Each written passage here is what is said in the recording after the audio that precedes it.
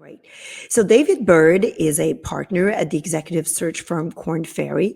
He is also a champion of economic development. He was appointed National Director of the U.S. Department of Commerce Minority Business Development Agency, MBDA, and in his role, he oversees the agency's effort to boost the growth of minority-owned businesses at the national and international levels. But David also served as Deputy Assistant Secretary, the Office of Public Policy Development at the U.S. Department of Housing and Urban Development. And then prior to these national appointments, David was a Deputy Chief Administrative Officer for Prince George County in Maryland. And David's responsibilities included governmental operations, public infrastructure, environmental services, economic development, and internal support services. So one thing to know is that Prince George County is included in the Washington metropolitan area, and it is the largest and the second most affluent African American majority county in the United States, with 5 of its communities identified in the top 10 list. And David's leadership was really instrumental in driving economic development to the county. So thank you for joining us today, David. And we'll have to start our conversation talking about economic development that fueled the growth of Prince George County. How do you categorize the projects that you've seen are integral motors of development? So Sylvie, thanks so much for having me here today. And I appreciate the promotion that you gave me to partner, but I'm not a partner. I'm a senior principal with the firm. So I'm kind of high, not at partner level, although that's an ambition that I aspire to.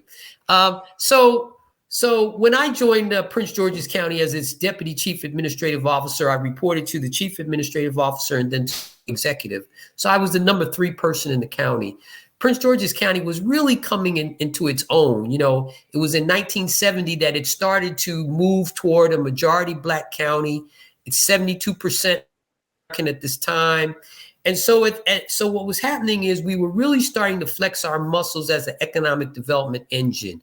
During my 5-year tenure, we had National Harbor, which was a long time in coming. Believe it or not, when it got built, it had been 13 years in the making, $1.1 billion project. Then we had Largo Town Center featuring grocery store, which was a $700 million, which also included Costco. For those of people who are in economic development, anywhere Wegmans goes, Costco follows, okay? Because they know wherever Wegmans goes, they're going to make money. And Wine Cross, which was another $700 million project in South County, which we call, is that southern Prince George's County, we call it South County, right on the border of Prince George's County and Charles County as well.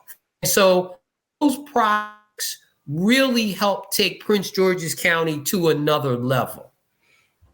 Okay. And then, so these projects were not really happening in isolation.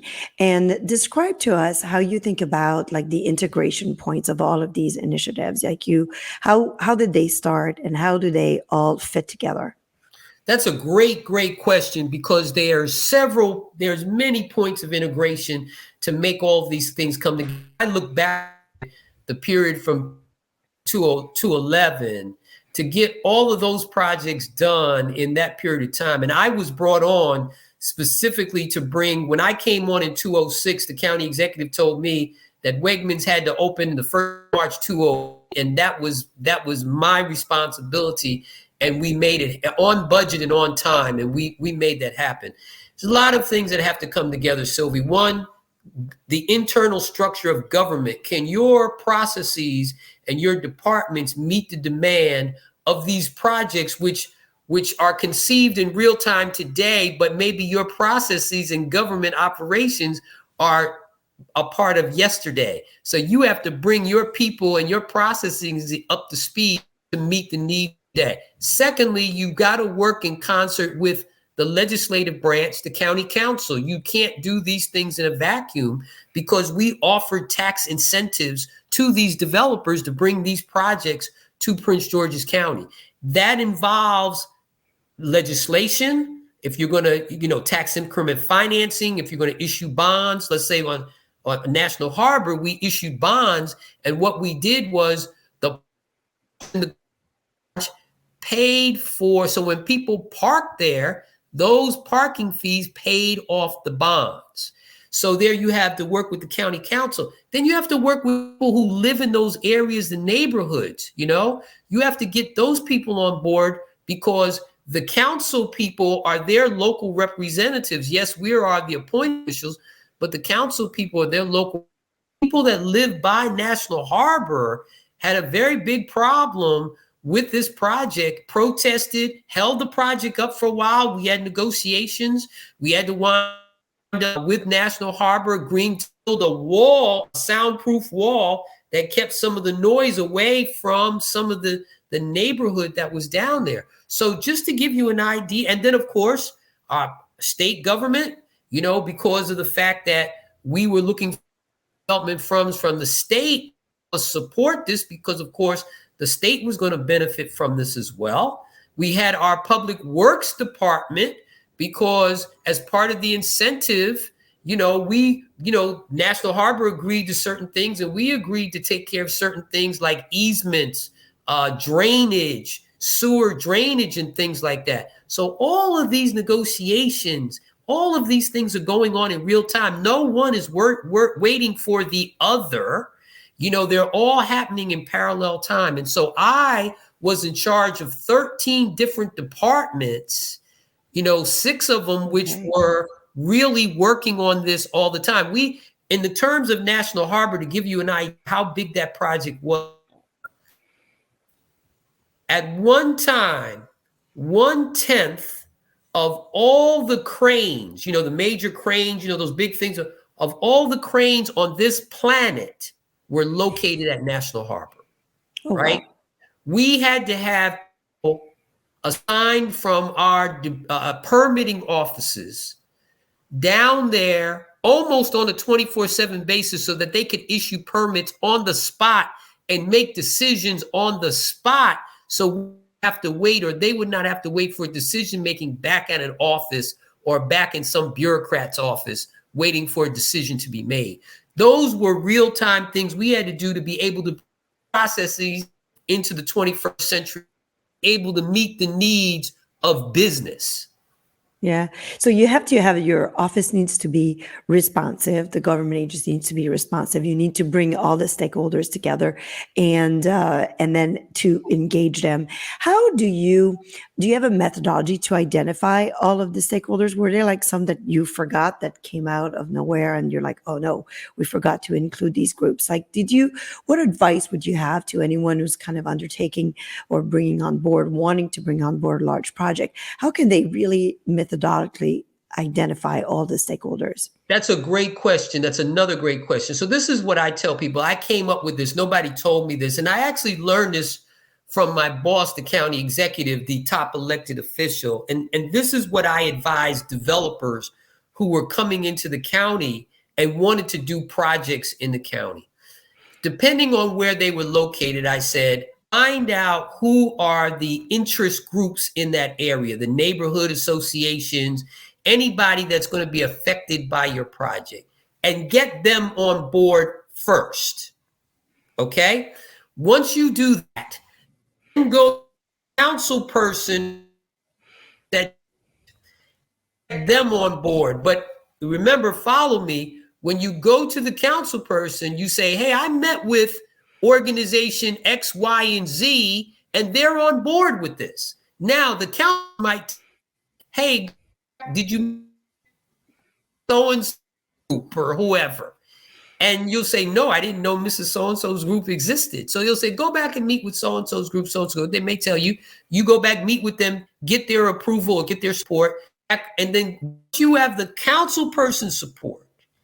Then you go to the county executive, the top person in the county, and present your project. Because remember, in your back pocket, hey, Mr. Executive, I've got council so-and-so who runs the district for it. I've got these interest groups here who represent that area. They're for this as well. And then he says, oh, you made it easy for me. If you've got all those people on board, now we can talk turkey. You're looking for incentives. This is what we're looking for. If we give you an incentive, then we want you to make some concessions. We want you to hire 30% of the workforce to be from Prince George's County, or we want some of your goods and services during this George's County. But and that's how all of that comes together, almost like a smoothie. You put all this stuff in, and you grind it up, and you get a nice tasting smoothie. But when it grinds, man, that doesn't look too good. It's people. Is that a lot of work? Yes, it is, Sylvie. Yes, it is. But I tell people, better to do the hard work in the beginning than have to make a mistake and then go 4 and 5 steps backwards. Yeah, I mean, I think like what's interesting is like you said, okay, you go to the people who are impacted first, the neighborhood first, grassroots people there, the city council, and then you go up instead of going top down and convincing people, oh, this project is already baked, we want to do it, and here it will be good for you. You start with them. So I think that's a really fantastic advice. How do you evaluate these large investment projects and decide to go with that? Because there's a lot of there's a current that's also, to build strong towns, sustainable towns, we want to have like really small, scalable, small projects versus big projects that require large investment, especially in communities. What are some of the key success criteria that people should take into account before when evaluating, I guess, these large projects? Well, you're asking some great questions. That's another great question, because we at Prince George's County made some things based on some other factors that other people may not have to decide. In sport, teams who are not marquee teams, meaning they're not the New York Yankees or the Los Angeles Dodgers, they overpay for stars because they need a superstar. They need somebody to make a splash. Like the Washington National, Texas Rangers overpaid athletes because they wanted to make a splash. They wanted to tell people, here we are. Now you need to pay attention to us. Prince George's County, one of the decisions we made in recruiting some of these projects back during that time is, quite frankly, we wanted to splash. And 2, to be honest with you, Sylvie, and nobody wants to talk about this, because we were an African-American county, some people didn't want to come. Even though we made all the metrics, our folks had the degree, everything, people come to an African-American.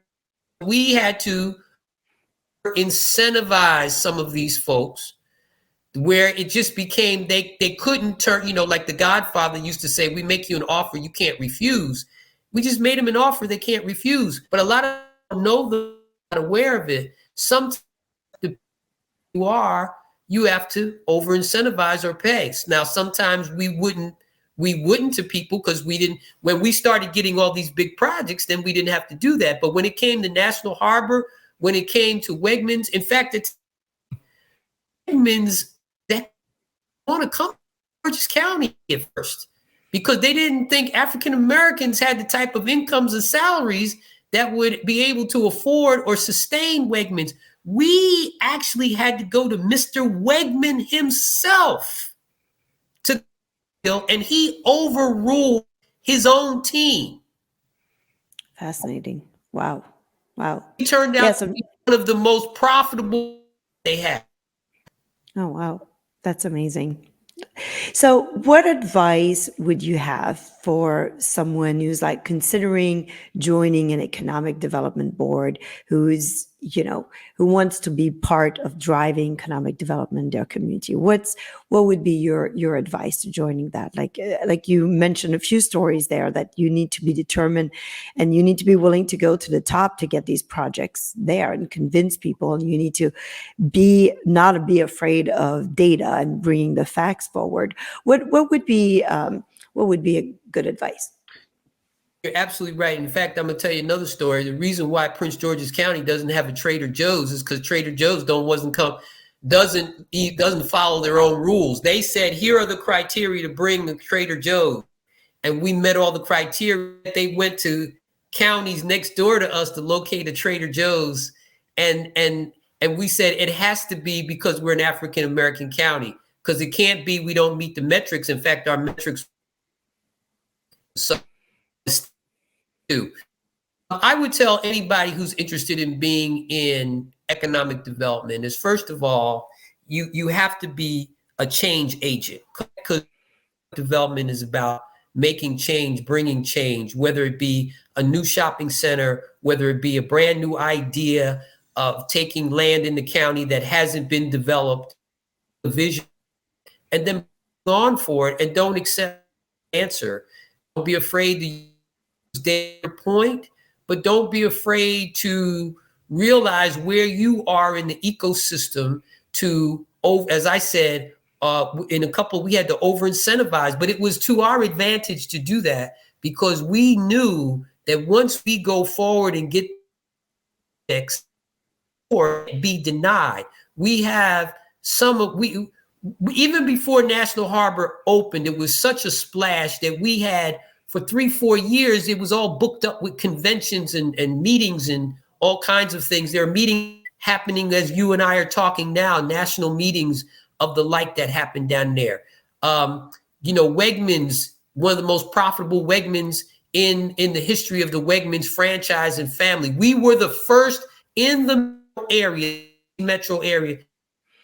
You have one in Fairfax, you have one in another county in Maryland, and they're thinking about bringing the first Wegmans to Washington, D.C., if you can believe it. But it happened first in Prince George's County. So we took on, and we catalysts of economic development. So I would say to anybody, you can't be afraid to follow. You have to like people, because economic development means you're dealing with people. I didn't just deal with developers.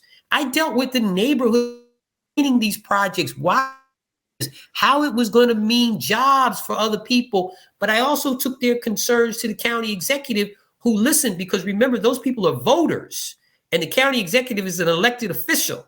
So he needs their support as well if he decides if he still wants to remain in that job. So I would just say, have an open mind. Don't stick hard and fast to any rules. Know the rules first, because if you're going to break the rules, you got to know them first. And then I always, if you're going to break the rules, you got to know what they are first, because then you can break them, because you got to have a reason why you broke the rules. And include people, bring people to the table, listen. I think one of the reasons I was so successful was I took the time, my door was open, people could come and see me, people could call me. I made time for people, and I listened to people. I wasn't afraid to say no to developers who didn't do what they were supposed to do. I was in meetings with developers that they could do things, and then told me they hadn't met it they were supposed to do. I had no problem cutting them off and said no, or revoking a permit, because they didn't keep their word. And so don't be afraid to say no, but don't be afraid to say yes either. And one of the things was I had a very supportive county executive. I kept him informed, me, go out there and do what was necessary. And he backed me up, when I needed his backup. So you got to have leadership that's, but you've got to show people don't care until they find out how much you care. Yeah, right? That's right. So you have to love people. So it's interesting that you say that, because, when we think about economic development, we think big projects. And it's interesting that your first comment is you have to love people, and you have to like people, and you have to think big, and you can't say no for an answer. In closing, what is your guiding principle in everything that you do? Wow. My guiding principle, I remember something, my dad used to work for a mayor. My dad used to work for a mayor, and I remember when I was about 8 or 9 years old, my dad didn't believe in babysitters. And so he used to take me to work with him when I had a day off from school. And I used to sit in his office, and I used to do my homework. And I was 8 years old, somebody came to me, what do you want to do when you grow up? And I said, gee, I don't know what I want to do, but I want to be like these other here. I want to wear a tie. a case. And but my dad told me, and I've never forgotten it. My dad's been for over 30 years now. He told me that if you're in a position to help people, then that's what you're supposed to do. If you're in the position where you can help make things better for people, you can make things easier for people, you can solve their prior issues, then you're and kept that all my life. If you're in that position, which I've been fortunate, I've been in several positions like that, that's what I'm supposed to do. Oh, and I that's do. Awesome. That's so great. That's so great. Thank you. Thank you for sharing. Yeah. If you're in a position to help people, do it. So thank you, David. Thank you for sharing. I think this were great insights. And I think it encourages everyone to really consider becoming part of economic development in their communities. So thank you. Thank you. So much. And one thing, working locally in economic development, you can see the fruit of your decisions the same day, very quickly. When I worked in state and federal government, it may take a while in some cases before I my decision. In local government, you can see the fruit of your decisions weeks, sometimes in the same day. Great. Well, thank you. Thank you for your time today. Really.